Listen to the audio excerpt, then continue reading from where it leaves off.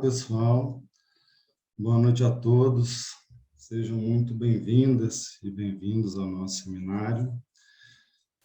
Hoje damos início à nossa segunda apresentação da série de conferências virtuais do curso de Arquitetura e Urbanismo da PUC-Minas. A disciplina Seminários 1, 2 e 3 é realizada de forma integrada entre as unidades Coração Eucarístico e Praça da Liberdade, sendo esta integração adotada para os futuros eventos presenciais. Devido à pandemia do Covid-19, a universidade optou pela realização das conferências em formato virtual, buscando resguardar a saúde dos estudantes, professores, funcionários e convidados. Nosso conferencista de hoje é o arquiteto José Fernando Gomes, graduado pela Faculdade de Arquitetura e Urbanismo de Guayaquil e mestre em projeto arquitetônico avançado em Chihuahua, México. Fundador do Estúdio Natura Futura Arquitetura, que nasceu em 2014, José trabalha na pesquisa sobre decodificadores urbanos e identidades de cidades periféricas. O tema da conferência de hoje é arquitetura em territórios satélites. Agradeço novamente a participação do arquiteto e passo a palavra a ele. Desejo uma boa apresentação a todos. José, estás?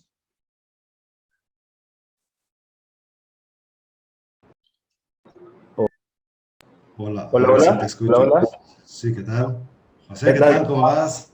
¿Qué tal, Hugo? Nada, contento de compartir con ustedes. Gracias por la invitación. Y nada, aquí estamos, tan lejos, pero a la vez tan cerca. Bien. ¿Qué tal todo? ¿Cómo vas? Nada, con trabajo, lento, pero ahí vamos avanzando, la verdad. Ha sido un año difícil, pero nada, ahí vamos avanzando. Claro. ¿Cómo van ustedes? ¿Qué tal? Bueno, aquí encerrados, como todos creo, ¿no? Sí. Y bueno, esperando que pase el caos y que las cosas vuelvan a normalidad. Sí, no, yo creo que pronto, sí. Yo creo que esperemos ya va a ir pasando y todo vaya tomando el nuevo rumbo que antes, ¿no? Sí, claro, ojalá. Bueno, José, que seas muy bienvenido, un placer recibirte aquí, aunque virtualmente. Y bueno, hay un montón de gente interesada en tu trabajo. Chévere, buenísimo, Así vamos a que, compartir. sí, hay un montón de gente. Así que, cuando quieras, ¿vale? Perfecto, perfecto. A ver, voy a compartir ahorita. Vale, yo apago mi cámara y el micrófono, pero lo que necesites, llámame, ¿vale? Aquí estoy. ¿Vas a estar aquí? Sí, claro, o sea, es para que aparezca, o sea, tú y la presentación y no todas las caritas de nosotros. Perfecto. ¿Vale? No, Y al final le enseñemos todos para que hablemos mejor. Buenísimo. ¿Vale? Pues, buena apresentação. A compartir. Pessoal, uma boa apresentação para todas e todos. Que desfrutem. Me presento, soy José Gómez, parte de Natura Futura, un estudio desde Ecuador. Y nada, yo soy de Babahoyo, es de la ciudad en la cual ustedes están viendo. Es una ciudad muy pequeña que gira alrededor de Guayaquil, que es una ciudad grande, muy grande. Y en estas ciudades pequeñas, con el tiempo y con el pasar del tiempo, se han venido construyendo de una forma, digamos, autoconstruida. Es decir, el maestro de obra es el que construye las casas. Normalmente la arquitectura o el arquitecto es muy complejo de contratarlo, porque nos hemos venido acostumbrando de que la profesión en la arquitectura sea como esa profesión inalcanzable y solamente la gente que tiene dinero pueda contratar al arquitecto. Y ese problema que ha sido que la arquitectura o el arquitecto es de las élites, de las que tienen plata, hemos tenido que las ciudades se tengan que separar del arquitecto y hacerlo o hacerla con el maestro de obra, que él casi no le cobra, solamente le cobra por el trabajo y con las experiencias que han venido teniendo. Y estos son los resultados: ciudades más planificadas, políticas públicas débiles. Y nada, cuando yo tuve la oportunidad de hacer una maestría en México, pude volver a Babahoyo, a mi ciudad, y decidí automáticamente generar una pequeña oficina con un amigo que se llama Carlos Luis, que es diseñador gráfico, que sea no una oficina de arquitectura solamente, sino que sea como un espacio de producción de arte, pero también un espacio de generación de comunidad, utilizando materiales locales de la zona, entendiendo de que un ladrillo lo podemos virar, moldear, convertir en una pared, qué pasa cuando lo ponemos de diferentes formas, y vamos experimentando lo material local. Estos espacios se abren y ¿qué es lo que fue que hicimos? Hicimos festivales de música, festivales de arte, utilizamos el patio como eventos de integración para los jóvenes. Hay que entender que en estas ciudades satélites, que son las ciudades muy pequeñas que giran alrededor de las grandes, no hay este tipo de eventos, no hay una cultura fuerte que nos permitan conectarnos con los jóvenes, conectarnos con nosotros mismos, no hay estas integraciones culturales de jóvenes. Entonces, nosotros como arquitectos nos ponemos la bata o la camisa para poder decir, podemos gestionar estos eventos y conocer gente, conocer artistas, conocer músicos, fotógrafos. Qué bonito de que, por ejemplo, en las escuelas nos enseñan a diseñar una casa o un edificio, pero no nos enseñan a gestionar festivales, no nos enseñan a gestionar procesos. Y eso lo vamos aprendiendo de acuerdo a una necesidad. Tenemos que habitar la ciudad, caminarla, verla, ver qué nos ofrece, cuáles son las faltas o las necesidades y entender nuestra realidad. Trabajar con la realidad y trabajar con todas estas tipologías de vivienda que existen en nuestras ciudades pequeñas. Entonces, desde pequeño uno va viviendo estas ciudades, va conociéndola y va viendo sus necesidades. Entonces vas entendiendo que cuando eres arquitecto vas teniendo el poder o el conocimiento de ver cómo podrías intervenir estas ciudades, no solamente a partir del conocimiento de las universidades, sino a partir de una vivencia experiencial desde niño. Entonces, no es solamente entender a la ciudad, cómo viven, sino también cómo es su economía, cómo esas economías informales, esas economías que saco la carreta a la vereda y comienzo a gestionar mi economía para llevarle al pan de cada día, es entender cómo funcionan todas estas personas que van casi con el día a día del dinero a su casa, a su hogar, y cuál es la materialidad del lugar. Entonces, esto, por ejemplo, son artesanías de ladrillo que cada vez se va perdiendo con la tecnología. Los artesanos que fabrican ladrillos se va perdiendo poco a poco. Y nada, uno de los penúltimos proyectos o últimos proyectos de este año fue, esto es un perfil urbano de la ciudad muy cotidiano, muy común, de muchas ciudades ecuatorianas y puedo decir de muchas ciudades latinoamericanas. Nos piden poder generar un edificio de 4 pisos, pero cuando nos pidieron eso, ¿por qué? Porque el primer piso querían poner viviendas, el segundo piso oficinas, el tercer piso unos espacios de multiuso y locales. Entonces nosotros decíamos, dentro de una zona de 2 pisos o 3, a escala de 3 pisos, no podemos irnos demasiado. ¿Por qué no tratar de cohabitar estas acciones y que los pisos, en vez de ser vertical, dentro del lote sea horizontal? Entonces, trabajando con nuestros artesanos locales, entendiendo y haciendo una escuela del material, entendíamos de que la arquitectura del ladrillo, que ya se va perdiendo, que nunca dentro de estas ciudades, nunca ha sido como que bien vista, porque el ladrillo, si no lo enluzco, es para una persona pobre. ¿Por qué? Porque nunca se lo ha dignificado el material como tal.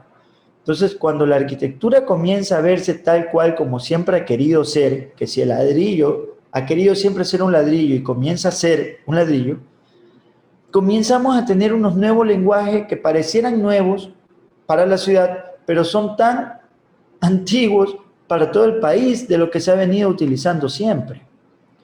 Poder capturar la luz solar de dentro de estos pasillos, porque estas casas tienen un adosamiento, poder abrirnos a los laterales para poder generar ventilación, iluminación, y que el frente pueda conectarnos con nuestros vecinos, con la gente que pasa, poder generar un espacio público a partir de una banca, poner un árbol. La arquitectura desde lo privado está generando algo, una microintervención a un espacio público. Conversando con los municipios, con las alcaldías, es súper importante entender el diálogo que podíamos nosotros tener como arquitecto y como entidad pública, ¿no? Entonces, comenzamos a entender cómo nos insertamos estas nuevas intervenciones dentro de la ciudad, entendiendo la materia, entendiendo la luz, entendiendo la escala, la domesticidad de las personas. Y cómo ya, en vez de tener unos espacios que solamente sirvan para oficinas, se puedan convertir en una escuela, en una zona de integración comunal, y entendiendo todos estos principios, la casa que habita, no es que la habitan, sino habita un segmento de la ciudad. Y cuando se habita, se confluyen muchas cosas. Y parte de eso es todo un sistema. Normalmente, esto es lo que se viene haciendo en las ciudades. Tengo dinero, son ciudades tropicales, son ciudades que hay mucha lluvia y mucho sol.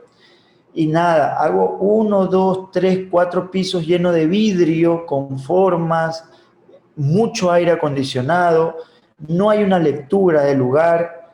Y entonces, ¿dónde están las políticas públicas que dicen, basta, esto no se puede construir? Cada vez se va generando más en estas pequeñas ciudades construcciones que no responden a un clima, que no responden a su gente, no responden al lugar, porque solamente están respondiendo al bolsillo de la persona que la construye. Y hay cosas como esta, en la cual una ciudad no comercial, sino residencial, de 2, 3 pisos, construyen 7, 8 pisos, fuera de escala. ¿Dónde están las personas o el ente regulador que dice no se puede construir? Entonces, todos estos problemas que van generando las ciudades están de la mano y van de la mano de las políticas públicas. Así como estas casas que ya van tomando una identidad, van diciendo, ¿sabes qué? Ok, podemos hacerlo de ladrillo, pero aquí es porque no me alcanzó para terminarla, ¿no? La Proveedora es un edificio construido en una zona comercial en la ciudad de Montalvo, y la ciudad de Montalvo es otra ciudad más pequeña que Babahoyo, que gira alrededor de Babahoyo, es otra ciudad satélite, pero está construida en una zona que, si nos damos cuenta, en el edificio de la esquina ya tiene 5 pisos, los de atrás 6 pisos, 4 pisos, una zona comercial de alto desarrollo. La diversificación de centros urbanos latinoamericanos es tan importante como urgente. Tratamos de no ir construyendo elementos en las periferias por tema de impacto ambiental, es decir, ya no es de que queremos un gimnasio, construyémoslo en las afueras y todo el mundo se desplaza hasta afuera. Entonces, ¿qué pasa si estos centros urbanos comienzan a ser compactos y a tener usos compartidos y cohabitan entre ellos? Y dentro de esto es la Proveedora, es un edificio en el cual es un sistema que se unen varios tipos de actividades como salas de capacitación, habitaciones, suite, departamentos, bodega, abajo ferretería. Entonces, trabajando con el ladrillo, con algo tan pequeño, ¿cómo podríamos nosotros configurar estos nuevos elementos dentro de un entorno urbano? ¿Cómo podríamos nosotros retranquearnos para tener la escala? ¿Cómo podríamos nosotros seguir manteniendo la mano de obra local con un ladrillo que lo hacen dentro de la misma ciudad? Normalmente los ladrillos son rectangulares, pero ¿qué pasa cuando cambiamos la configuración? Ya no son tan rectangulares, sino ahora son cuadrados. ¿Y qué pasa con estos cuadrados? ¿Cómo lo puedo poner para que sea una pantalla, un filtro de ventilación, de control solar. Entonces comenzamos a entender cómo funciona la arquitectura dentro de estos territorios a partir de un módulo, que puede ser el módulo de ladrillo. Es importante ver cómo nos conectamos con la ciudad. Y cuando hablo de conexión es como la vereda con el portal o con el mismo piso de la ferretería o de los locales comerciales se vuelven uno solo para generar no espacios de divisiones, sino unificar estos elementos. ¿Cómo podemos tener habitaciones en la cual la misma pantalla o el mismo frente sea una cortina y sea una cortina de control solar que nos permita dar seguridad para tanta inseguridad que existe en estas ciudades latinoamericanas y nos permitan tener un control del viento, del sol, de la seguridad y de todo? Entonces, estamos con un ladrillo ganando muchos puntos de las estrategias o los objetivos principales, ¿no? Si yo mismo trabajo en la planta baja y subo ya a mi habitación, tengo ese descanso, esa paz, esa atmósfera que me permite poder estar tranquilo de toda la bulla de abajo, de la primera planta, ¿no? Entonces entendemos de que cada espacio dentro de este edificio va generando una sensación y una atmósfera para el habitar. Nos movemos hasta la frontera de Ecuador. Es otra ciudad satélite, en este caso es una ciudad fronteriza entre Ecuador y Perú que se llama Huaquillas. Normalmente cuando los arquitectos jóvenes van saliendo de la universidad, estos son los primeros trabajos que ellos tienen. Pero aquí nos damos cuenta de la responsabilidad que tiene la academia para poder generar proyectos urbanos o proyectos privados, ¿no? ¿Por qué generar vidrios de colores traídos desde 8 horas o desde otra ciudad tan lejos? Otra vez hablamos de pisos. ¿Qué estamos pasando? ¿Por qué no estamos siendo críticos con lo que estamos haciendo? Caminamos nosotros por el centro urbano en las ciudades, centro, y uno dice, wow, esto es un basurero. Y no se dan cuenta o no nos damos cuenta de que detrás de esto viven 3 familias. Nosotros como arquitectos, y más como arquitectos, quitémonos la idea de los arquitectos, nosotros como humanos, ¿qué hacemos frente a esto?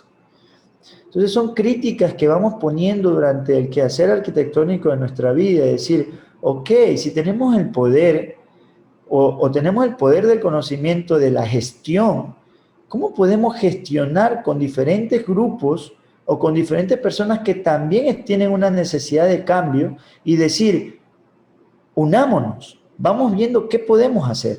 Entonces, fundaciones, empresa privada, algunos personajes o entes políticos, nos unimos todos y fuimos a hablar con la familia, decimos, ok, ¿qué podemos hacer? ¿Cómo podemos nosotros ayudar? ¿Para qué? Para que tengan un mejor o una forma mucho más digna de vivir. Ellos ya estaban pidiendo mucha ayuda a algunas fundaciones y nos contactan en conjunto con otros amigos que son arquitectos de la frontera y nos unimos todos.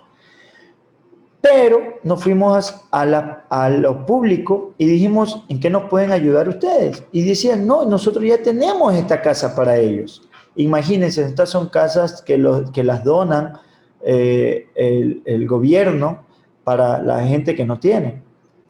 Pero nunca ha habido un análisis de vida, un análisis de qué es lo que realmente necesitan ellos. Ellos son una familia de recicladores que si nosotros lo poníamos esta casa ahí, en ese terreno, la iban a inundar de todas las cosas que reciclaban. Es como no entender, digamos, su forma de vida. Nosotros como arquitectos nos enseñan a poder atacar la problemática, nos enseñan a resolver problemas, ¿verdad? Pero nunca nos enseñan a inmerger dentro de la familia. no nos enseñan a estar o a vivir junto a ellos cuáles son las verdaderas necesidades de ellos. Entonces nos fuimos una semana con nuestros amigos de Huaquillas a entender el territorio, a ver cómo podemos abordar, y decidimos de que la parte productiva del reciclaje tiene que ser en la planta baja y la parte de arriba del habitar tiene que estar elevada para que todo lo que vaya reciclando sea en la parte de abajo. Entonces dijimos, no, tenemos que trabajar con gente, tenemos que trabajar con la energía de ¿qué? De los policías, de los militares, de los bomberos, los jóvenes, lo que se están preparando, lo que están haciendo su actividad física para preparación. ¿Por qué no dedicar los lunes, martes y miércoles para construir? Entonces, utilizar a nuestros veteranos, a nuestra gente que sabe, a nuestra gente que va siempre trabajando con la sabiduría de la materia, ¿no?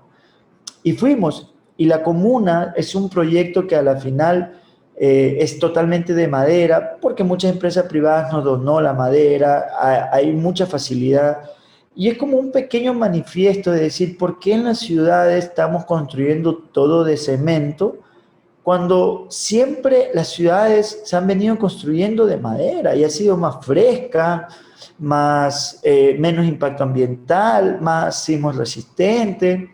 ¿Qué pasa cuando la habitación o nuestra casa comenzamos a transformarla de acuerdo a la necesidad del habitar? La familia va creciendo, yo muevo la pared y se me convierte en 2 cuartos. Son casas alargadas que me permiten tener una buena ventilación. Hay una área productiva mucho más ordenada y hay elementos que nos permiten generar conexiones urbanas. Y nada, el proyecto comienza a tener nuevos lenguajes, que no es que necesita tener un enfrente estático, sino que va convirtiéndose o moviéndose de acuerdo a lo que va requiriendo las personas que la viven, ¿no? Y de noche se convierte en un mensaje de reciclar, un mensaje directo, un mensaje que puede ayudar a motivar a las personas que cruzan ahí a poder conectar con su trabajo, ¿no? Entonces, de ahí nos movemos a otras ciudades, como por ejemplo en Perú, en estas ciudades periféricas, con la academia, y vemos qué tan importante es que los chicos desde la academia comiencen a armar cosas, comiencen a pensar, comiencen a trabajar con las manos, a inmergirse dentro de estas realidades que nunca nos enseña que existen en la academia. Entonces, con los estudiantes hicimos un taller en Perú, e hicimos un módulo habitable dentro de estos asentamientos informales, y casi todos son cerrados porque son como que la gente que vive aquí se va a dormir, se va a trabajar a la ciudad y vienen a dormir acá. Entonces, si todos son cerrados, ¿por qué nuestro módulo no puede ser cerrado también, pero que tenga la opción de abrirse? Que tenga la opción de convertir, de coger niebla, atrapar niebla, en Perú no llueve mucho, y poder con eso regar plantas, de tener un pequeño módulo, así sea de 4x4, capacitado para un habitar. Sabemos que no es lo suficientemente necesario para un habitar digno, pero existe, es una realidad, la vamos transformando con los jóvenes, con los talleres, y más que vamos transformando esa realidad de la familia, se va transformando una idea del estudiante de que cree de que la arquitectura solamente son aeropuertos o son museos gigantes. Entonces, esa pequeña semilla que la vayan construyendo desde el aula, desde la academia, para nosotros es tan importante porque ahí está el verdadero conocimiento. Uno de los penúltimos proyectos son estos, nos piden hacer un gimnasio, y el gimnasio que teníamos, que tenían antes el dueño, era un gimnasio pequeñito. ¿Cómo nosotros vamos abordando los equipamientos urbanos necesarios que ya no están alquilados dentro de un local comercial, sino que ya es un equipamiento completo para la ciudad? ¿Y cómo nos insertamos de una forma casi respetuosa para los vecinos al momento de que nuestro frente se despliega y comienza ya a no tener un frente, comienza a tener dos plataformas flotantes y comenzamos a tener una ventilación natural para un gimnasio. Los gimnasios normalmente en el Ecuador, y no sé, en Latinoamérica, ponen vidrio y tienen aire acondicionado. ¿Qué pasa si ya vamos cambiando ese chip y vamos cambiando esa mentalidad de decir que ¿por qué tiene que ser cerrado? ¿Por qué no puede ser abierto? Y esto ayuda, y esto ayudó mucho más a que se pueda funcionar ahorita con esto del COVID, ¿no? Entonces, íbamos entendiendo que la arquitectura en cualquier hábito en la cual se asienta, es decir, perdón, puede ser en el ámbito residencial, en el ámbito de equipamiento, en el ámbito de participación comunitaria, debe de estar y cumplir con un factor que es el factor contextual.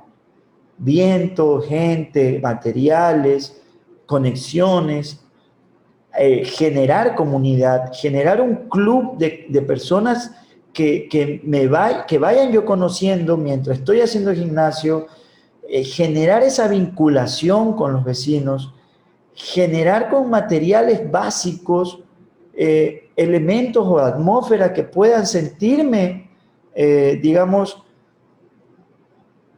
no quiero decir la palabra digno, pero que me pueda sentir feliz o contento dentro de un espacio que está construido con su propia gente, ¿no? Y aprovechar los espacios al máximo con unas escaleras que puedan convertirse en lockers, con unas terrazas habitadas, que normalmente todas las terrazas son tapadas, nunca se habitan, comenzamos a habitar las terrazas, nuestras cubiertas comienzan a tener una especie de actividad. Y nada, dentro de nuestra misma ciudad, el río, este es el último proyecto que presento, el río es sumamente importante como un recurso. Hace muchos años atrás, en las ciudades ecuatorianas como Babahoyo, se asentaban las casas dentro de los ríos para vivir.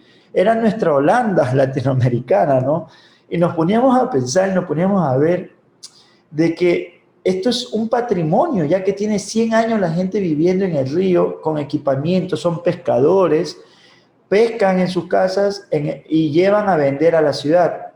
Pero durante todo este tiempo, las casas flotantes se han ido perdiendo y se han ido cada vez disminuyendo. ¿Por qué? Porque el gobierno ha dicho que en el río no se puede vivir y la ha estado sacando. Entonces, hace muchos años existían 100, ahora existen 20. Y dentro de esas 20 está la casa de Teodoro, del personaje que lo vemos ahí arreglando su canoa. Es una casa que ya estaba a punto de caerse. Y nosotros como habitantes de ciudad tenemos una responsabilidad que nos permite de ver cómo podíamos conectar con nuestro conocimiento a poder desarrollar algo junto a él. Comenzamos a gestionar y analizar el hábitat flotante para no perder la esencia de la técnica central que ellos tenían. Entonces, comenzamos con un amigo que es arquitecto, que se llama Juan Carlos, que es de Guayaquil, docente, se mudó de España a Ecuador y él es un investigador. Entonces dijimos, ¿por qué no comenzar a investigar todos estos procesos? Comenzar a conectar estudiantes, personas que nos podían ayudar a construir. Este proyecto fue un proyecto de autogestión, fue un proyecto que reunimos poco a poco dinero para poder ver y utilizarnos nosotros. Si antes gestionábamos con la empresa privada, ahora nosotros somos una empresa que tratamos de ver cómo podemos aportar. Entonces, tratamos de buscar todos los ámbitos de intervención, el proyecto de gestión, el proyecto de autogestión, el proyecto de eventos culturales, para poder ir conectando durante todos estos procesos. Y dijimos, este es un proyecto complejo, porque si está construido en zona ilegal para el gobierno, que ya la está sacando poco a poco, pero ¿cómo vamos a perder un patrimonio en el cual siempre ha sido? Nunca ni una casa se ha ido, al contrario, esos han sido los verdaderos bahoyenses, es decir, las verdaderas personas que vivían y habitaban en la ciudad.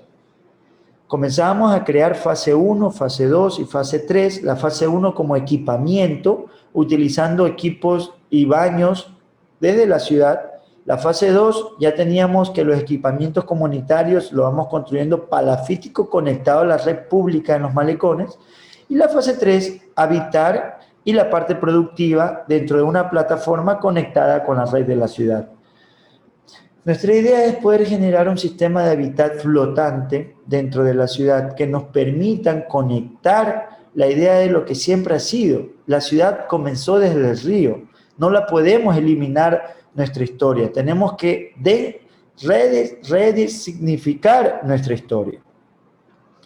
Entonces, fue un proceso, si se dan cuenta, la ciudad está atrás y es como que estos espacios marginales poderle dar, digamos, un estímulo o poder generar un motor de conciencia para poder reactivar el sí se puede y si podemos hacerlo con los vecinos, podemos reactivar las casas existentes y podemos decir que un mínimo podemos lograr un alto impacto. Entonces, son estos proyectos flotantes que nos permiten poder ver la arquitectura desde otra visión, desde otra forma, desde de una forma en la cual no se ve, que es como la que está marginada, como la arquitectura que no necesitan ellos, que necesitan y ya está. Entonces, Teodoro ya ahorita tiene su espacio para almacenar, tiene una plataforma para arreglar su canoa, y no solamente la de él, sino la de los otros pescadores. Con esto entendemos que todos los procesos que venimos haciendo con el estudio es un proceso casi de micromanifiesto que van generando una red de intervenciones dentro de la ciudad para poder generar nuevas conciencias. Y cuando hablo de nuevas conciencias, hablo de nuevas conciencias locales, de poder decir, wow, es decir, yo no necesito tener mucho dinero para poder contratar a un arquitecto. Yo lo que necesito es que sienta de que podamos nosotros abrir una confianza de decir, podemos trabajar juntos. Una ciudad y un país y Latinoamérica y todo el mundo, la arquitectura tiene que ser una herramienta para construir conciencias y para construir hábitats que realmente comiencen a sentirse feliz la gente. Y nos hemos perdido en la academia un poco cuál es nuestra dirección verdadera como arquitectos, ¿no? Entonces, con esto me despido y espero que se haya entendido algo o un poquito. Y nada, estoy muy agradecido por la invitación, Hugo.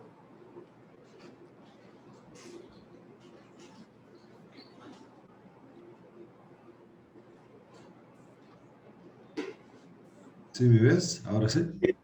Total. Pues felicitaciones por el trabajo, muy interesante. Uf, a mí me encantan los proyectos que hace con madera y bueno, todos. Y creo que a los demás también.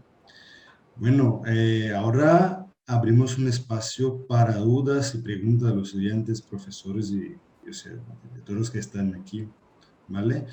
Te van a preguntar en portugués y si no hay, si hay algo que no entiende, pues dímelo que te lo traduzco. ¿Sí? Perfecto, perfecto, Hugo, vale. De una. Chévere.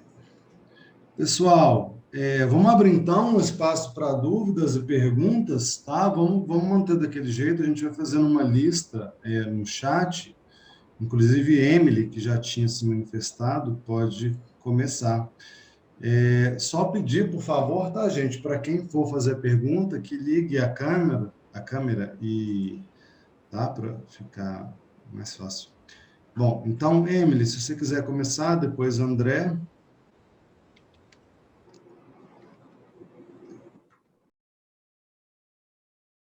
Boa noite.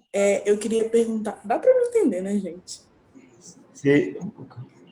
Eu queria perguntar a respeito das instalações sanitárias desse projeto que o senhor fez sobre o Rio. Se teve alguma previsão de instalação sanitária, se manteve um padrão de não ter, e se houvesse, como que seria o funcionamento? A ver, el proyecto está catalogado en 3 partes. En la primera parte, primera fase, es generar el elemento donde voy a guardar las cosas de pesca. En la segunda fase, las instalaciones sanitarias comunitarias van a estar en el borde del río, del malecón, ahí digamos como que, a ver, vamos a compartir, en esta sección de aquí, esto, ¿lo ves? Ah, sí. Aquí están conectados a la red pública de la ciudad. Estas son comunitarias, son para varias casas. La red de sanitarios, duchas, para bañarme y todo eso, ¿no? Entonces, esto de aquí, por el motivo de que se están implementando baños secos dentro de las habitaciones flotantes. Esos son en una segunda fase que estamos trabajando junto a la academia. ¿Sí? Ok, obrigada. Gracias, José. André. Hola, José. Hola, Buenas noches. ¿qué tal? Mucho Bueno, gusto y muy feliz, muy contento en tener usted acá en nuestro evento. Yo soy docente acá de PUC Minas también. Soy colega de Hugo. chévere, buenísimo. Yo soy investigador de algo que me interesa, de gran interés acá, es la cultura constructiva, que tus proyectos todos son muy ligados a una cultura local constructiva. Entonces, creo que me gustaría saber cómo es el proceso de pesquisa, como la terracota, tijolo, Y esqueci o yo, nome em ladrillos, espanhol. Ladrillo, vai. ladrillos, sí. Isso. A cultura de ladrillo, a cultura construtiva, como a casa flotante, todo. Como você, como usted e sua prática allá hace esse primeiro contato com a gente que vai construir e como são os processos construtivos? Porque é muito interessante porque tu tienes un dibujo arquitectónico muy Sí, sí, dentro, muy total. interesante, pero también hay la necesidad de comunicación con la gente que construye y la comunicación muchas veces acá, pero por nosotros acá en Brasil, cuando vamos a las ocupaciones, las comunidades periféricas y todo, hay mucha dificultad comunicativa del dibujo. Entonces, ¿cómo son sus estrategias de comunicación, de proyecto, de planeamiento, de participación y autonomía de la gente que construye cuando usted construye con la comunidad? Por Perfecto. ejemplo, todos los proyectos. Perfecto. Mira, André, cuando nosotros construimos con la comunidad, nosotros estamos allí. Como arquitectos, somos partícipes de la obra. Cuando nosotros construimos para un cliente en específico, como arquitectura privada, con los maestros tenemos visitas, digamos que lunes, miércoles y viernes, visita al territorio, al terreno, y nosotros no es que ellos entienden los dibujos como tú estás acostumbrado, sino que comenzamos a hacer prácticas con los ladrillos o algo en sitio. Comenzamos a experimentar, comenzamos a ver, a trabajar la inercia, la tensión, la flexión, y con ellos comenzamos con maquetas, en este caso de palillos. Espera un momento. Por ejemplo, Vale. nosotros entendemos todo dentro del estudio, todos los proyectos comenzamos a generar maquetas constructivas para poder que ellos vayan entendiendo mucho mejor cómo es el proceso de construcción, ¿verdad? Entonces, normalmente, cuando nosotros como trabajamos mucha técnica, tenemos que estar haciendo pruebas, pruebas constantes. Esto es como artesanal. Por eso es que nosotros no trabajamos con inmobiliarias, es decir, con proyectos que nosotros hacemos los dibujos y que se construya. Es imposible, no podemos, porque hay tantos detalles que van saliendo en el proceso. Entonces, nosotros decimos que la arquitectura o la práctica que nosotros hacemos, el 50% está en los planos, en los dibujos. El otro 50% está en el proceso y en la obra. Sí, va por ahí. Por eso es que hay a veces tantas complejidades, pero a la vez es tan fácil porque es tan común todo. Pero creo que va por ahí el verdadero hecho de la arquitectura. La arquitectura se volvió dibujo y a construir y ya está, y se acabó. Somos unos genios y ya. Yo creo que es hora de comenzar a meter mano de las cosas, entrar a lo que tú dices, esa investigación de la cultura deconstructiva, no es más que nada entrar en el campo, en el territorio, ¿sí? Vale. Perfecto. Muchas gracias, José. Chévere. Mucho gusto ver tu trabajo. Buenísimo, buenísimo. Gracias por la invitación de parte de ustedes. Un gusto para mí. Augusto. Boa noite. Eu queria saber sobre o Refúgio do Pescador, se tem a possibilidade, se tem uma modulação durante o projeto, se tem a possibilidade de expansão, quando precisar do aumento do depósito. E se tem a possibilidade de fazer a conexão entre essas construções híbridas, ou se você parte do pressuposto que ele tem que sempre ir ou de canoa ou sair do rio para depois entrar no rio novamente. Não sei se deu para entender bem a pergunta. Hugo, aqui você pode construir essas pontes entre as edificações, ou se você parte do pressuposto que tem que sempre sair do rio para entrar no rio novamente, para ter uma... São duas perguntas, né? Qual foi a primeira que você falou da modulação? A primeira é se tem a possibilidade, se tem modulação e possibilidade de ampliação. Ok. Bueno, esa es la primera pregunta, sí. Bueno, ¿entendiste? Total.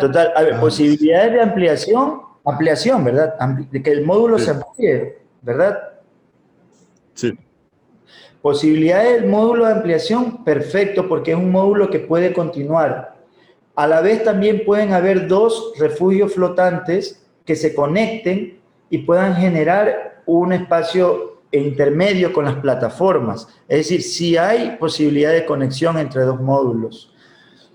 Ahora, actualmente, estamos en proceso de desarrollar en Guayaquil, en el río Guayaquil, un observatorio, museo flotante, pero ya mucho más grande que el refugio flotante. Estamos ahorita en desarrollo de diseño, visita de obra y todo eso, ya mucho más grande. Entonces, entendemos de que este proyecto nos ayuda a poder seguir en el proceso de arquitectura flotante y ya no estamos yendo a otro territorio para construir, ¿no? Entonces, sí hay posibilidades de unión y conexión y de crecimiento también. Pero siempre y cuando Teodoro lo necesite. Pero como él es solo, no necesita extender o no necesita ampliarse. ¿Sí? Él vive solo, él siempre ha sido solo en su vida, no ha tenido esposa, no tiene hijos. Él es un pescador que ha vivido solo toda su vida, ¿no? No es una familia que necesite ampliar el elemento, ¿no? Gracias. Calma, você tinha outra pergunta? Estou tentando digitar. Tá. Que está escribiendo la segunda pregunta. Ok. ¿Puedes acceder al chat? Sí, total, estoy viéndole. Sí, perfeito. Emily, pode sim, depois da Laura, tá?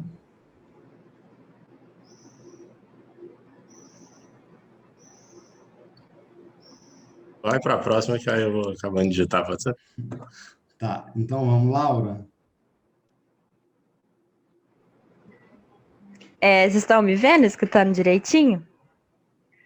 Olá, José, mucho gusto de conocerte. Yo quería saber más de la parte financiera de los proyectos, porque pienso en hacer la misma cosa en el futuro. Buenísimo. Pero yo quería saber cómo conseguiste realmente ayudar a esas personas que no tienen tanta condición financiera.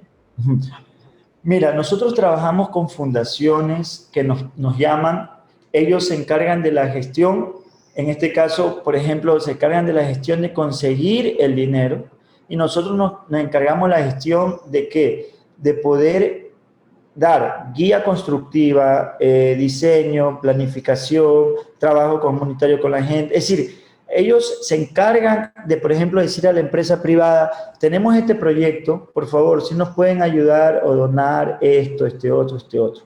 Nosotros lo hemos hecho con algunos proyectos más pequeños, pero cuando son proyectos grandes como la comuna, ellos se encargan de decir, José, mira, ya tenemos tenemos $5,000, tenemos madera, tenemos esto. A ver, ¿qué podemos hacer? Vamos haciendo algo. Entonces nosotros como arquitectos organizamos todo eso, digamos, esos recursos que han conseguido las diferentes fundaciones, los ponemos en diseño y los trabajamos, ¿no? Entonces, tú, Emily, puedes hacer, Laura, perdón, ¿cuál es tu nombre? Laura, puedes hacer varios tipos de gestión. El proyecto flotante es un proyecto en el cual nosotros como estudio, hace un año atrás, fuimos poniendo en el chanchito, en la alcancía, $20, $50, $100. ¿Por qué? Porque creo que es hora de tener responsabilidad también en finanzas de parte de un estudio de arquitectura. Es decir, ahorramos para poder generar algo para la ciudad. Hemos hecho la autogestión, nosotros mismos gestionamos en nuestros propios recursos muchos proyectos, como un proyecto para viviendas animalitos en abandono, como un proyecto para refugios flotantes, como un mirador en las montañas para conectar una ciudad con otra. Entonces, ya creo que es como una cultura que a veces estamos esperando que otros nos den, y qué pasa cuando sale de nosotros mismos el recurso. Claro, es que no hay, es que todo lleva un grave planificación. Nosotros lo planificamos un año atrás, reuniendo $30, $40, que después de un año ya tenemos 700. ¿Qué hacemos con $700? Podemos hacer cosas para la ciudad. Podemos hacer algo para la ciudad. Es lo que yo siempre critico de la academia. Siempre nos han enseñado a esperar de otros, pero nunca nos han enseñado a construir las cosas de nosotros mismos. Porque a nadie le gusta gastar para otros, sino solamente recibir. Entonces, nosotros creo que practicamos mucho el equilibrio. No solamente recibir, sino también dar algo. Y eso es lo que nos mantiene satisfactoriamente contentos y felices, ¿no? Sí, muchas gracias. Dale. No, tienes la otra pregunta en el chat de Augusto, la segunda. Ya, perfecto. A ver. Tradúcemela, Google, por favor. El desplazamiento entre las unidades debe ser necesariamente saliendo del módulo por el río o por barco, o es posible hacer una conexión por puentes. Por puentes. Tiene que ser por puentes. Entre una unidad y otra unidad, si se queremos conectar, hay unos puentes o unas bisagras que nos permiten trabajar con el nivel del agua y de la marea que baja y sube, ¿verdad? Pero si nosotros estamos un módulo lejos y otro módulo lejos, lo que hacen es por nivel de canoa, no sé cómo se le llama en Brasil, canoa, en este caso, es igual, por nivel de canoa se conecta de una con otra cuando son los desplazamientos. Estas casas están ancladas a lo que se le llaman unos palos de balsas ancladas al río y están cogidas con cabos para que no se vayan, para que no naveguen, porque si no navegan por el río y se van. Entonces están ancladas con unos palos. Y nada, el proceso de flotación, hay dos tipos de proceso de flotación. Uno con tanques de plástico, que nosotros lo gestionamos con una ferretería, unos tanques de plásticos, y la otra es con unos palos de madera de boya, acá le llaman de boya, que permiten flotar, permiten que todo eso flote, ¿no? Es interesante el nivel de constructivo flotante, la verdad es muy interesante. Ahorita, con el proyecto que estamos manejando en Guayaquil, vamos a manejar con unos bidones que ya vienen diseñados para poder poner una estructura de aluminio para poder aguantar más peso. Mientras más peso, puedo generar cosas más grandes dentro de estas estructuras flotantes. Gracias. Ahora, Emily, de novo, por favor.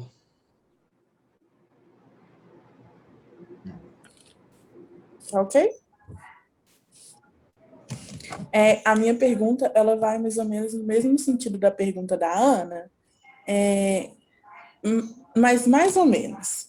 O que acontece? Eu queria saber como é que funciona o contato entre você e os clientes, mas não todos os clientes das arquiteturas que são propostas mais populares, como no caso do Pescador, ou alguns outros projetos que eu vi no Instagram, que são voltados mais para a comunidade com menos poder per capita, menos poder financeiro, na verdade. Assim, porque eu sinto que tem uma dificuldade, né? Quando a gente passa pelo curso de arquitetura, a gente aprende várias coisas da técnica, mas essa comunicação com a comunidade, eu não sinto que eu teria, assim, como passar a informação que eu obtive a nível acadêmico para nível popular. Aí eu queria saber como é que funciona a sua comunicação com o pescador y con la comunidad. Perfecto. Lo que pasa es que la comunidad soy yo. En este caso, yo soy parte de la comunidad. Y si la comunidad soy yo los veo a ellos como amigos. Es decir, no es que son unos clientes. Don Teodoro, vamos a construir, mira, tenemos esto pensado. Es decir, en estos territorios satélites, los clientes primero son amigos. Es decir, no es que ellos nos buscan o la mayoría nos buscan por el trabajo. Como son ciudades pequeñitas, nos buscan es porque, José, tú eres arquitecto, necesito esto. Oye, no, tú eres esto. Es decir, nosotros tenemos un Instagram con un trabajo que prácticamente tratamos de que eso sea como una difusión para poder determinar que otras ciudades satélites también puedan entender cómo es el nivel de la arquitectura. Pero dentro de la ciudad y dentro de lo local, nosotros jugamos pelota, conocíamos a Teodoro, al pescador, desde hace muchos años, cuando íbamos a comprarle el pescado. Es decir, no somos ajenos a la comunidad. Es decir, somos parte y habitamos la ciudad con ellos. El gimnasio que se abre, yo iba al gimnasio chiquito. Entonces, haciendo gimnasio, dice, queremos extendernos, ya, pues vamos trabajando. Yo te hago el diseño y tú me das chance para poder hacer gimnasio siempre, de por vida, y no me pagues. Entonces, si te das cuenta cómo vamos conectando con los clientes, de una forma de que no es que ellos tengan que venir a la oficina a pedirme un trabajo, sino que vamos conectando las obras y todos estos procesos con amigos. Los proyectos de Huaquillas en la frontera, nos llama una fundación porque esa fundación está liderada por un amigo de la universidad. Es decir, todo es como por contactos, pero por contacto de amistad, no por un contacto así como de decir, sí, necesito su labor, necesito mi casa y házmela. No, nosotros llegamos con ellos, es por, como le llaman en Colombia, por algo de parcería. En este caso, somos muy amigos y con ellos le ayudamos a construir. Por ejemplo, con Teodoro en el refugio, le enseñamos cómo vamos a hacer, y si ustedes se dan cuenta, es una construcción muy básica, muy fácil. No estamos yéndonos a algo que ellos no hayan visto. Entonces, lo que hacemos es adaptarnos a lo que ellos poco saben de hacer con estas nuevas posibilidades, como estos tanques usados. Ellos tenían, por ejemplo, antes botellas en un saquillo, en una funda. Entonces, toda esta nueva tecnología, ellos lo van entendiendo. Y nada, va por ahí. Es decir, creo que una obra que se hace también ayuda a conectar con otro proyecto. Es decir, el refugio nos ayudó a conectar con el nuevo proyecto flotante que estamos ahorita desarrollando para Guayaquil. Y así vamos conectando con un proyecto a otro proyecto. Y es interesante, nosotros no vemos al cliente como alguien ajeno. Y si no son amigos, nos hacemos amigos de ellos. Y de verdad que somos amigos, nos prestan hasta su casa. Vengan, les presto la casa, estén ahí. ¿Por qué? Porque entendemos de que no puede haber una relación entre el arquitecto y el cliente. Creo que deberíamos estar con un grado de amistad ya que pasamos mucho tiempo con ellos. A veces duramos 2 años un proceso de gimnasio. No nos vamos a hacer amigos. Sí, sí, va por ahí, es decir. Obrigada. Dale. Próximo, Ana.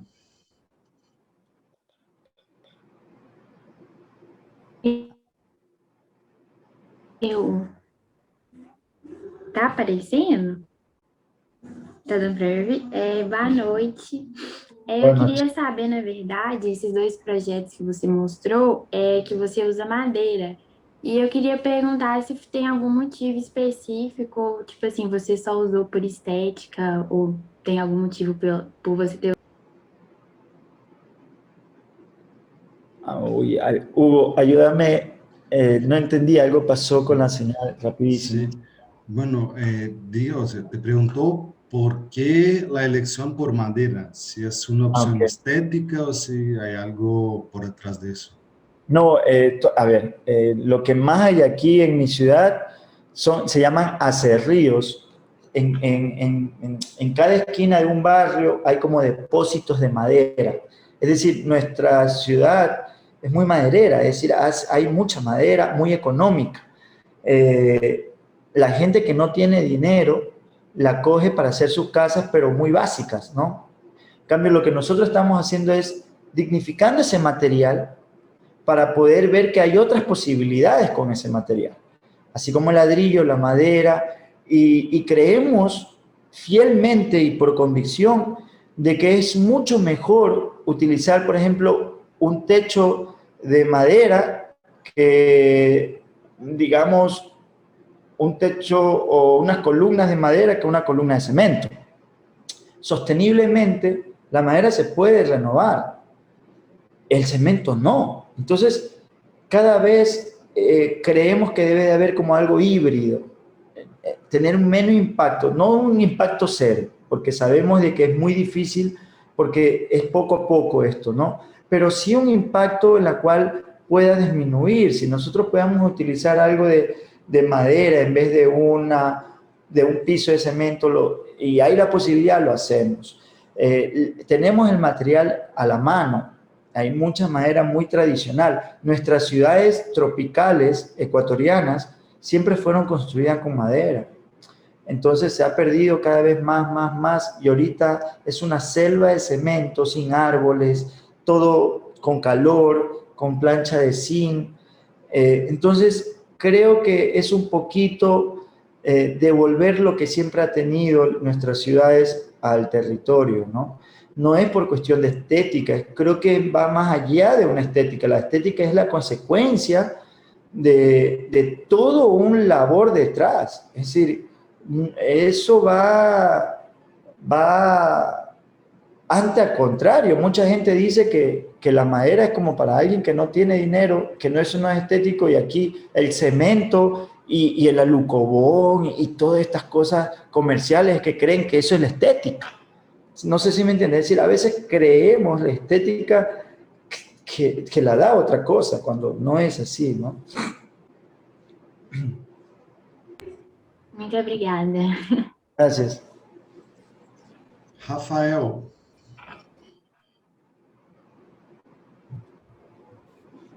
Boa noite, gente. Boa noite, José. Queria agradecer pela palestra, foi muito legal. Os projetos, eles são muito interessantes, assim, essa questão da prática, acho que provoca a gente pensar mesmo, o modo da gente entender a arquitetura mesmo.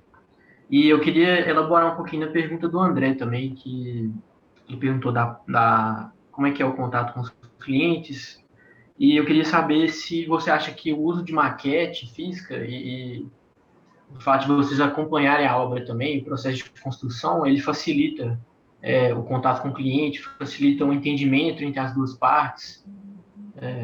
Essa é a pergunta. Hugo, por favor. Bueno, la pregunta va un poco como la de André. Si piensas que el trabajo con maquetas físicas en la obra ayuda con, o sea, con la relación con los clientes. O sea, se te ayuda a explicar los proyectos y un poco de trabajo en sitio. Sí, total. Maquetas físicas y maquetas virtuales. A ver, creemos mucho que las maquetas virtuales ayudan a entender el proyecto desde el principio y gracias a Dios existe esta tecnología. Es decir, la tecnología es buena y hay que saberla utilizar. Y así como las maquetas físicas nos permiten poder tener como ese, como siempre está en la obra, nos permiten tener ese plano en 3D todo el día, todo el rato. No es como la maqueta virtual que llevamos en la computadora y lo vemos en ese rato. Entonces, nada, siempre es importante, chicos. Parece mentira y parece que ya no se usa o que ya se dejó de usar porque la maqueta virtual, pero la maqueta física es como que lo más importante para poder hacer un entendimiento mucho más rápido de las cosas, ¿no? Gracias. Chévere. André. Rafael. André? Oi, eu voltei, tô aqui. Meu celular estava acabando a bateria, desculpa. José, Sí. outra pergunta para vocês. Acá em Brasil, em parte de investigação em comunidade periférica, ocupação urbana e todo, eu posso compreender que a gente é muito excluída, vulnerável de las periferias de la gran metrópole brasileña, generalmente son mujeres. Y mujeres, madres solteras, con hijos, la jefe de familia, trabajan, estudian, y ahora en pandemia, el impacto de esas familias son muy grandes, sí, muy fuertes. Acá en Brasil, el impacto de la hambre es generalmente para mujeres negras ahora, de familia y todo. Y cuando vamos a hacer la práctica de asesoría técnica acá, cuando se estudia eso, y hay mucha gente acá que estudia, Tiago, que también es nuestro colega acá, es un especialista belísimo de eso, muy buen investigador también. Y algo que puedo comprender acá es que las mujeres construyen mucho, hay mucha mano de obra de autoconstrucción periférica que tiene la participación femenina. Allá en Ecuador también hay casos como ese, cuando se van a hacer la construcción comunitaria, ¿vale? Hay mucha participación femenina. ¿Cómo es eso allá? No, al contrario, no hay mucha participación femenina. No, totalmente no. Hay una cosa interesante, cómo pasan cómo pasan en Interpolar, porque mira, aquí en las universidades y en la academia, cuando se estudia arquitectura, la mayor cantidad de personas son masculinos, son hombres. Es decir, 70% hombres y 30% mujeres. Cuando yo me fui a estudiar a Chihuahua, a México, al norte, era lo contrario. 70% mujeres y 30% hombres. Acá también. Allá también. Mucho más mujeres. ¿Viste? Entonces, ¿qué es lo que pasa? Que no sé en Perú o en Colombia, tengo que investigar un poco el tema sobre este tipo de fenómeno, pero el fenómeno es que se cree de que el arquitecto o los que construyen, tienen que ser hombres. Imagínate lo que va, pero es porque viene desde una academia construida por mayor cantidad de hombres. Sí, vale. Entonces, al momento de que hay mucho más en la academia mujeres allá, tienen el poder del conocimiento para poder decidir, discernir y decir, yo también puedo hacerlo. Entonces, yo creo de que no es un tema, es un tema cultural. Esa es la palabra. Es un tema cultural que se ha venido desde años atrás, teniendo esa mentalidad de que la mujer tiene que estudiar diseño de interiores y el hombre ser arquitecto, y que el hombre tiene que ser ingeniero civil porque es el que tiene que tener la responsabilidad de la construcción.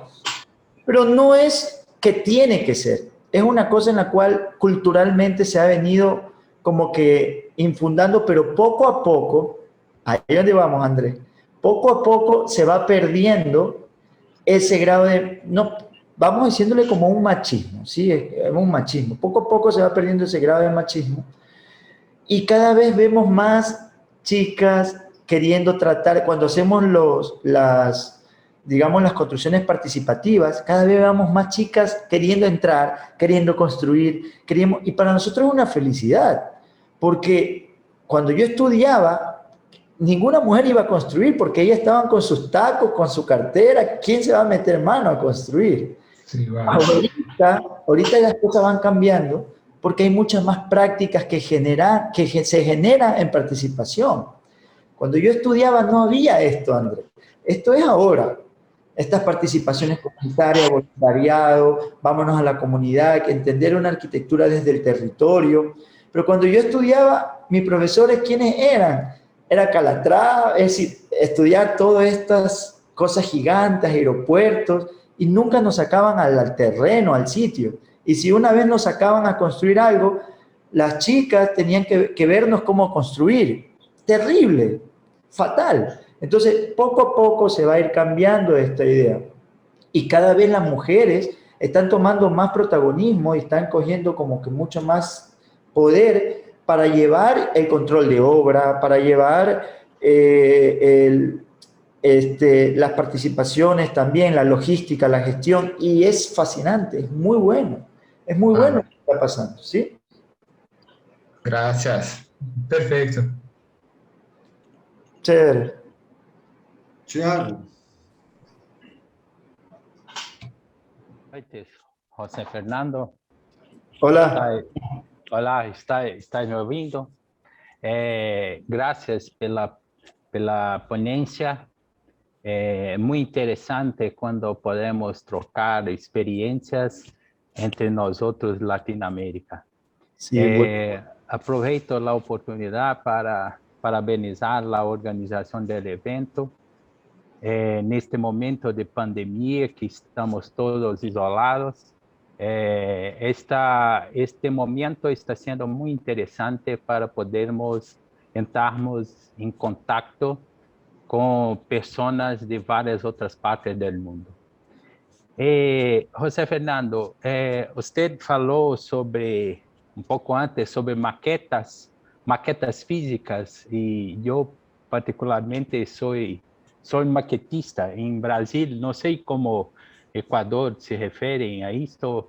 Aqui se fala, eu me considero um maquetista, é minha primeira profissão, e ainda hoje trabalho com isto. Neste momento, inclusive, estou numa oficina de maquetas, certo? Trabalhando.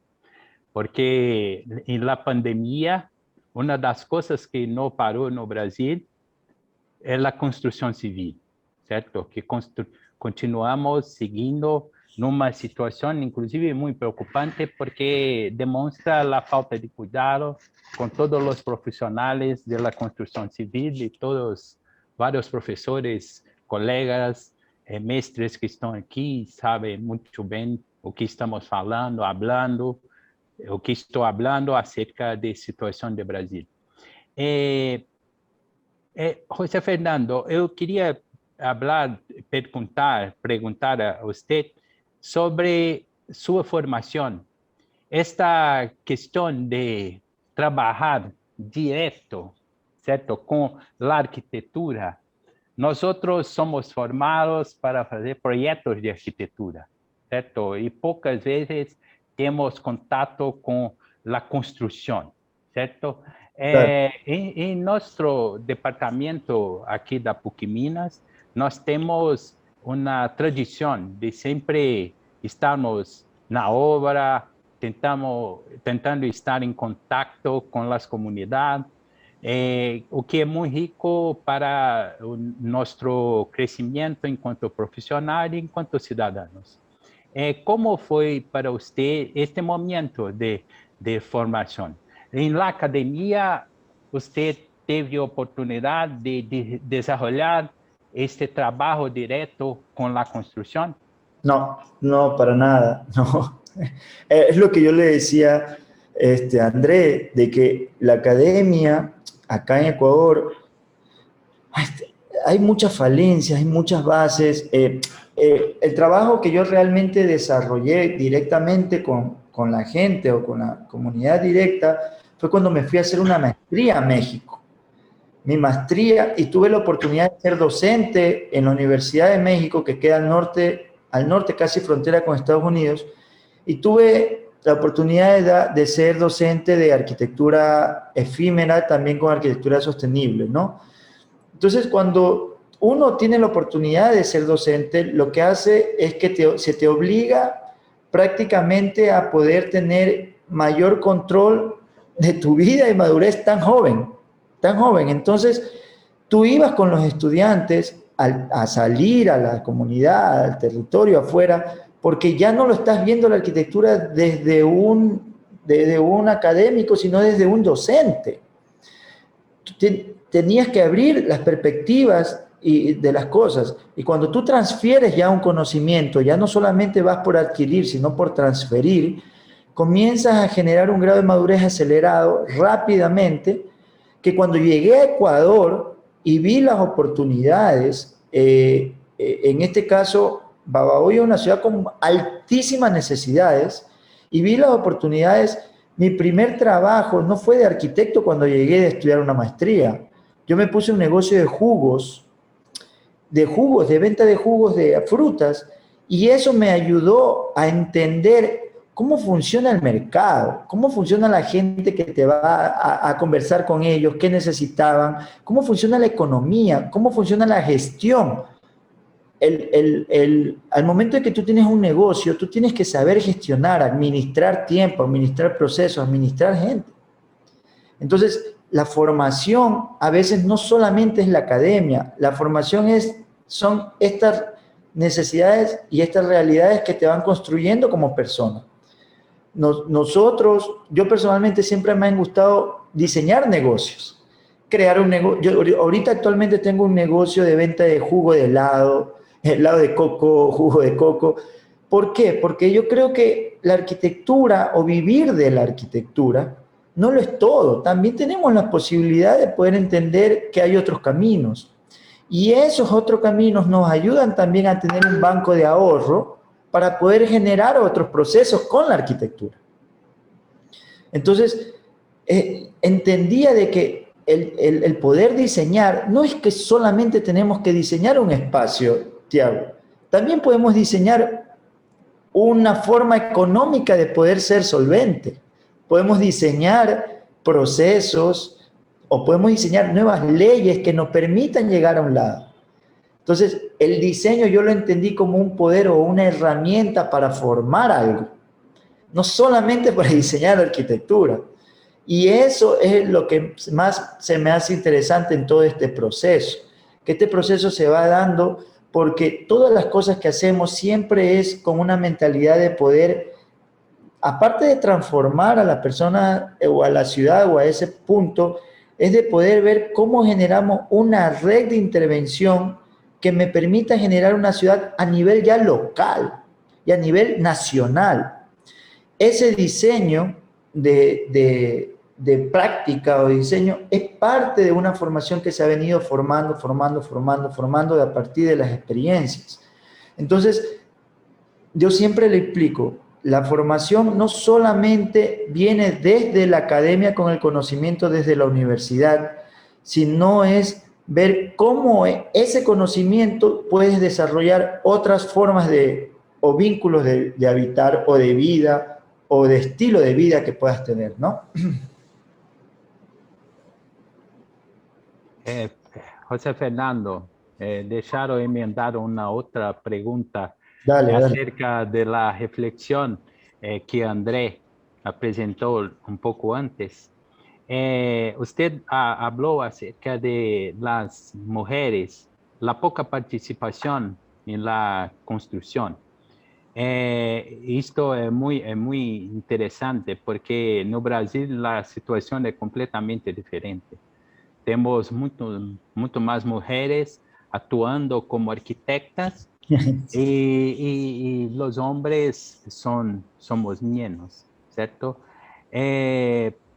Pero a minha pergunta é, nestas comunidades que usted apresentou, tienes la presencia de mujeres, no tienes la presencia de mujeres en la construcción, ¿cierto? Pero no proceso de organización de las comunidades, ¿hay una mayor presencia de las mujeres? Todas son mujeres.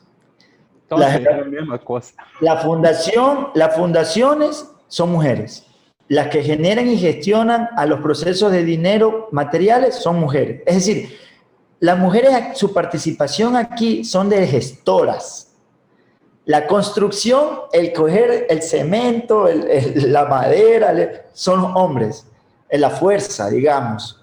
Pero la gestión, el de ir a conversar con la empresa privada, las que están a cargo de las fundaciones, las que están en los puestos políticos como concejales, las que están luchando, viendo, son mujeres.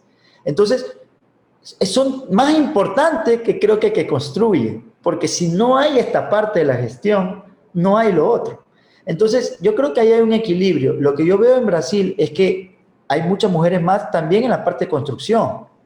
Y eso es lo que no hay acá. Definitivamente no hay acá. No hay.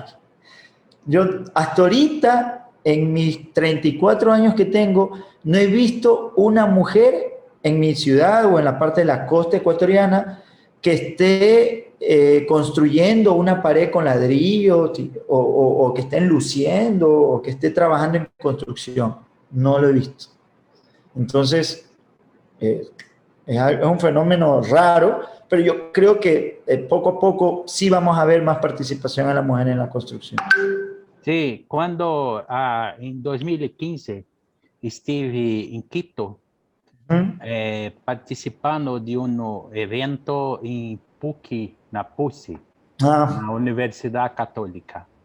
Y en la ocasión observé esta situación de das mujeres en la gestión, inclusive de la comunidad donde actuábamos, que es semejante ao que ocorre acá en Brasil.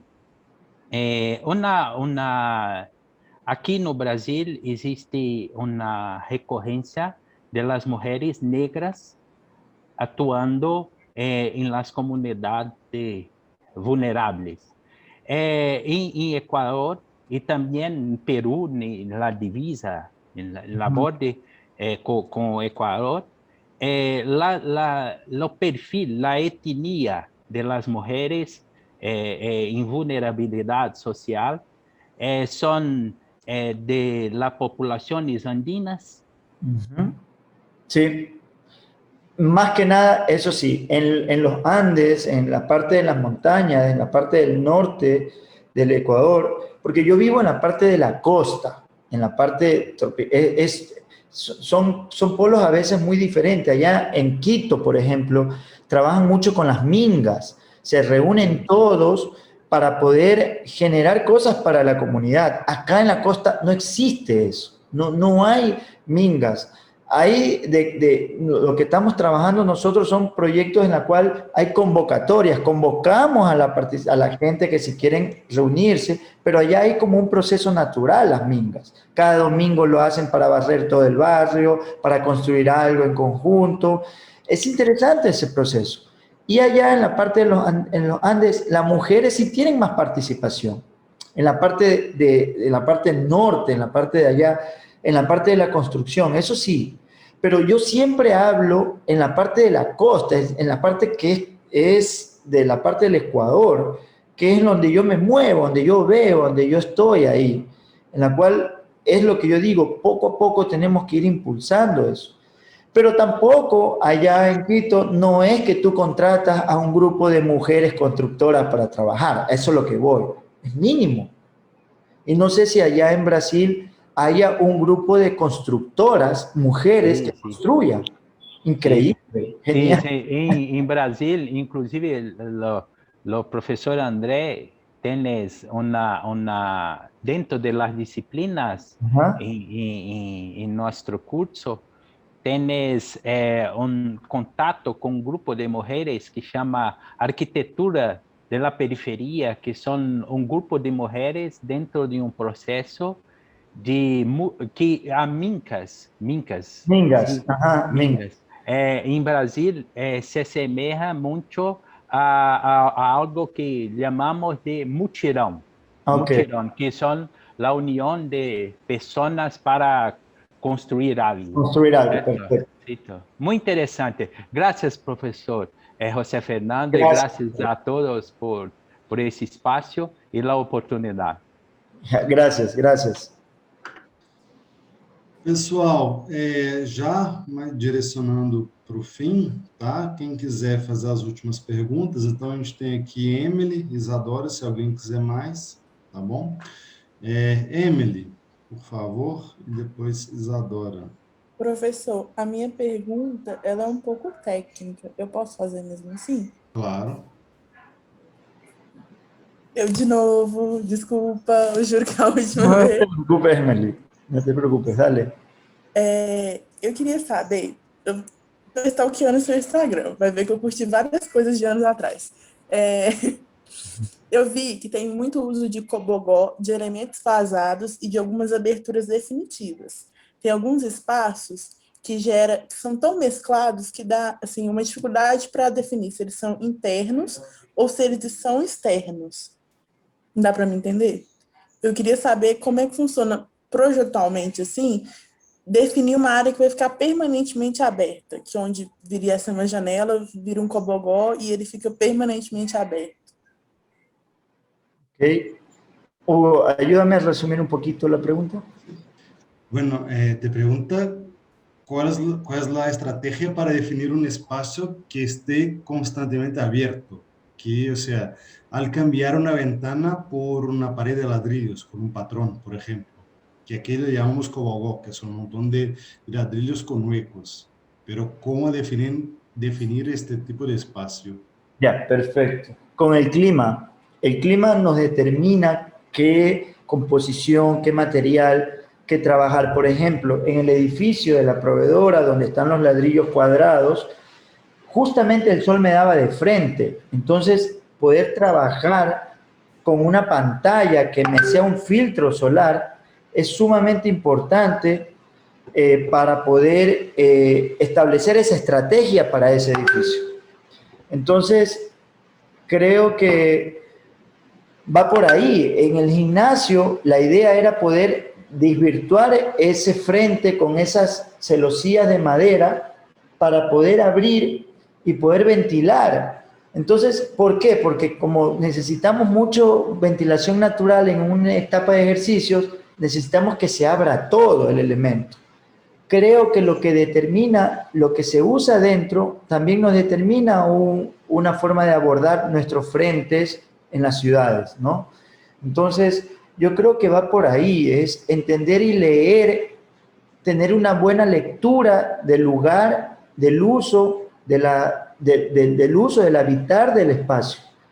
Hay que entender y ver qué posibilidades tengo. En ese lugar tenía ladrillos, vamos construyendo un ladrillo, me da el sol de frente, hay que generar una pantalla filtro, pero también hay inseguridad, eso me ayuda a la inseguridad, y las estrategias van conectadas con la necesidad del momento, combinada y juntada con el clima y las realidades sociales, ¿no? Obrigada. Agora é um tchau definitivo, viu, gente? Pessoal, vamos então para a última pergunta. Isadora, se alguém mais quiser fazer uma pergunta, se inscreva, a hora é agora, tá? Então vamos lá. Isadora. Boa noite. noite. Eu queria saber que você tinha falado a respeito de usar madeira, né?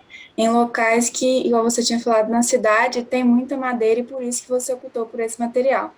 Quando for, por exemplo, o cimento que for mais usado na cidade, que é um material que não faz muito bem para o meio ambiente, como é que funciona essa distribuição dos materiais? Teria que ir para outras cidades? Teria que usar esse material? Como que funciona? Hugo, creo que es cómo funciona el uso de la madera, ¿verdad? Algo Sí, así. sí, o sea, cuando no tengas el material, por ejemplo, la madera, ¿cómo lo haces? Si lo buscas en otro sitio o No, cómo eliges la opción por el cemento o por el hormigón. ¿te acuerdas que yo te decía que dentro de la ciudad hay mucha madera? En este caso hay muchos espacios donde venden madera. Entonces, si algo me falta, que creo que tú tienes que planificar con lo que hay dentro de la ciudad. No puedes planificar con algo que no exista en tu lugar. Es decir, yo no voy a hacer nunca o no voy a desarrollar nunca una obra o un proyecto que el material esté en Quito, por ejemplo. No es sostenible traer un material desde Quito porque solamente se tiene que ver bonito. O así como ustedes están en Minas, hacerlo allá en el norte de Brasil, que allá hay un material y ustedes diseñan algo que de allá tenemos que traerlo. Porque no responden a su lugar. Hay que tener mucho dinero de más para poder traer ese material a tu sitio. Entonces, nosotros diseñamos con madera o con ladrillo o con lo que tengamos dentro de la zona de la localidad. Es decir, no estamos diseñando con algo que tenemos que traerlo de afuera, de muy lejos. ¿Sí? Mesmo que esse material faça bem para o ambiente, no sentido meio ambiente? ¿Cómo? ¿Hugo? Si no hace sentido es que traiga el material, aunque él haga bien, o sea, que sea sostenible. Es que mientras más lejos traigo un material, menos sostenible es. Es decir, por más sostenible que sea el material, si lo traigo desde el norte, ya no dejó de ser sostenible por la cantidad de desplazamiento, mucho impacto ambiental. Es decir, hay que tener un poco de conciencia. Hay a veces que sí hay elementos que podamos nosotros conseguir allá que no hay en ningún lado, que el cliente o la gente quisiera tenerlo, se lo va a ver, pero poder hacer la mayoría de la construcción, un material que esté tan lejos, no es sostenible. La sostenibilidad no solamente es hacer que haya ventilación y sea fresco y no usar aire acondicionado. La sostenibilidad es eso, de ver cómo utilizar con materiales locales y no poder trabajar con materiales que están lejos para traerlos, ¿no? Imagínate los materiales importados desde Europa, o menos sostenibles todavía, o importados desde Estados Unidos o traídos desde otro lado, ¿no? Muito obrigada. Buenísimo. Pessoal, mais alguém? Bom, acho que a gente já pode, então, encaminhando para o final. José, te agradezco mucho por la participación, siempre un placer. Y a ver, sigue el plan de que vengas, ¿eh? No, a impartir un workshop o una clase o estar un rato con nosotros. No, estaría genial poder probar una cervecita allá de esas brasileñas. Sí, qué rico, sí. Y nada, sí, dale. Fernando ha dicho que vas a conseguir cachaza. De la ciudad de... Dale, de una. Qué buenísimo. De la terra da cachaça. La verdad es que ya llevamos 1 año y medio sin poder viajar y es horrible, chicos. Es decir, cuando estábamos acostumbrados, ¿te acuerdas? Yo tenía una invitación en la escuela de ciudad en Sao Paulo y justamente el día que ya estábamos comprando el pasaje pasa de que el virus. Entonces, se mató todo. Igual que aquí, ya te habíamos pedido el número del pasaporte y todo. Imagínate.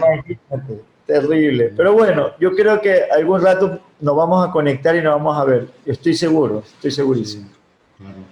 Dale. Bueno, pues muitas graças, José. Pessoal, muito obrigado a todos pela presença. Abraço para todos. Espero que vocês tenham gostado.